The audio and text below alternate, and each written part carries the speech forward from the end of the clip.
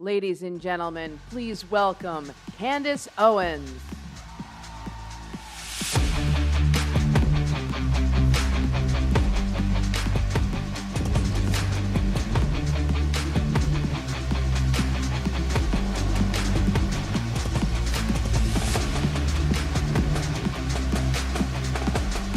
So you begin to realize that if your collective ego or yourself, can you guys hear me all the way in the back? Yes.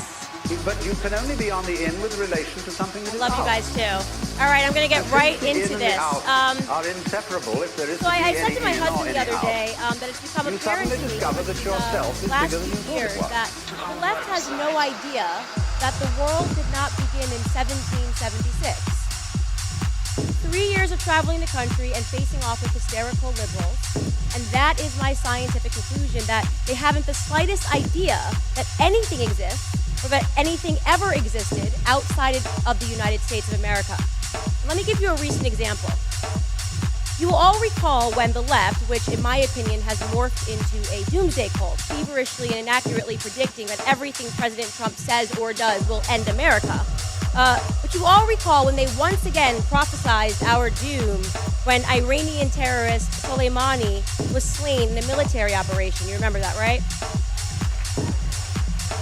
This is the beginning of World War III, their headlines read. They promised us we were going to head straight into World War III.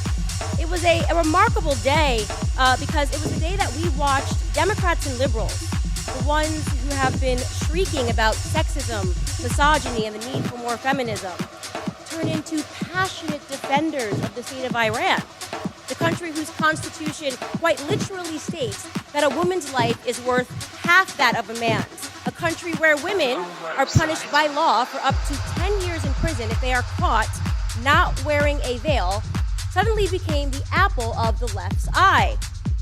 Of course, the war never happened, but in the midst of their delirium, a tweet went out from resident anti-American Colin Kaepernick. And the tweet read, exactly, and I quote, "There is nothing new about American attacks against black and brown people for the expansion of American imperialism. America has always sanctioned and besieged black and brown bodies.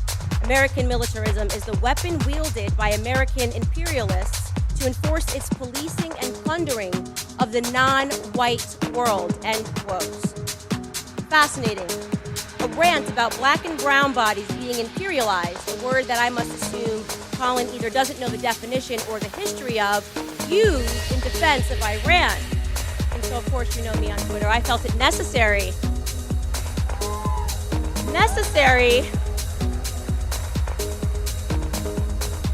to mention to Colin, gently of course, you know me, I'm very nice on Twitter, to mention to Colin that that particular country of brown and black bodies used to be known as Persia, and rather unfortunately for his implied thesis regarding their perpetual victimhood at the hands of white people, Persia used to be an empire, quite literally an imperial dynasty for 200 years, almost as long as America has been alive. It was once the most powerful state in the world, imperializing regions from Egypt to India, regions of, you guessed it, black and brown people. And while I have to say that I was not shocked to learn that Colin Kaepernick has evidently never picked up a historical textbook, I will say that I was shocked that he hadn't at the very least seen the movie 300. That little movie where the black and brown bodies are looking to imperialize the white bodies in Greece. Maybe he thought it was all made up and fiction. Or maybe Colin Kaepernick isn't earning millions to tell the truth. Maybe he's being paid millions to convince black and brown bodies that they are oppressed, to keep them angry and confused and uneducated. Which could explain why, on Thanksgiving Day of last year, Colin tweeted, I quote, "The U.S. government has stolen over 1.5 billion acres of land from indigenous people. Thank you to my indigenous family. I am with you now and always," end quote. Holiday tweets are his favorite, by the way. On the 4th of July, he tweeted, What to the American slave is your 4th of July? co-opting, by the way, a Frederick Douglass quote and stripping it of its original context to convey the idea that blacks owe this country not a moment of celebration. I'm talking about Colin because the picture that he is painting is clear, and I'm using him as an example because it is so in line with the overall opinion that we are seeing come from the left today. An opinion that America is a horribly racist country whose guilt cannot be untethered from her period of slavery.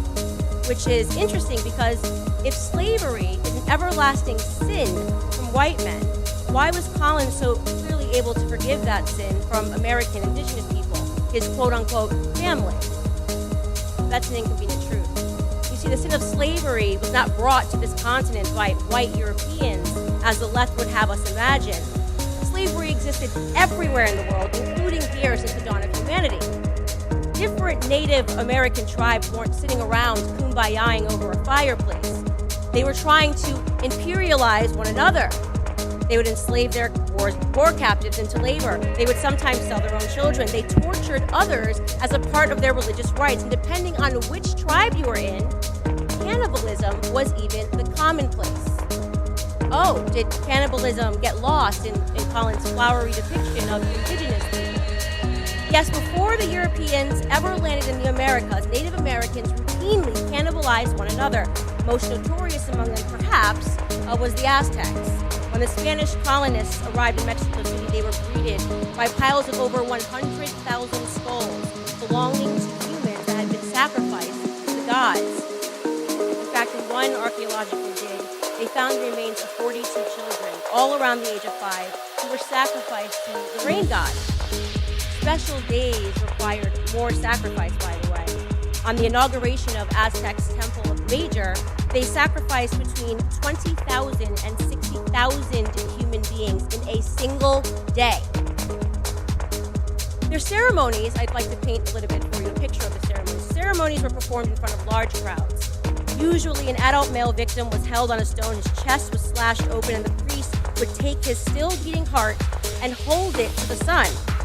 The severed head was then placed on a rack, and his remaining body was rolled down the temple where it was skinned and it was dismembered, and the body parts were then distributed to the spectators to take home to eat. For decades, the colonists' writings about the savage culture of Native Americans were dismissed here in the United States. The politically correct argument was that white European men needed to wrongly portray the indigenous people to justify their own genocidal pursuits. Liberals in the United States even went so far as to claim that the Native Americans themselves had lied, or rather, more politically correct, had been misunderstood in their own recorded sacred texts regarding their cannibalistic practices. Until science happened and anthropology in the year 2000, an anthropologist came and was hesitant to report his findings from Colorado, which he characterized as definitive evidence for sporadic cannibalism in the southwest of America.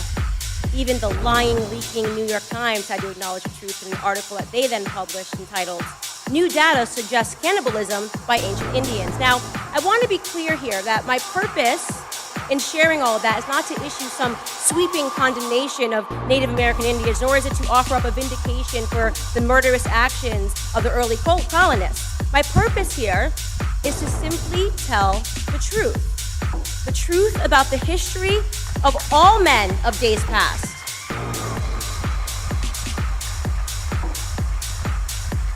The truth about the history of all men of days past. A history that is complex, ugly, brutish, immoral, and leaves no man, regardless of his skin complexion, guiltless. But the left wants us to believe otherwise. To them, imperialism, cannibalism, murder, slavery, all of these undeniably sinful acts are forgiven in a historical context so long as they were not committed by white men. So, they can forget the murderous Persian Empire. They can forget the cannibalism of indigenous tribes. They can forget the heinous actions of imperialistic Egyptian Empire, the Turkish Empire, the Muslim Abbasid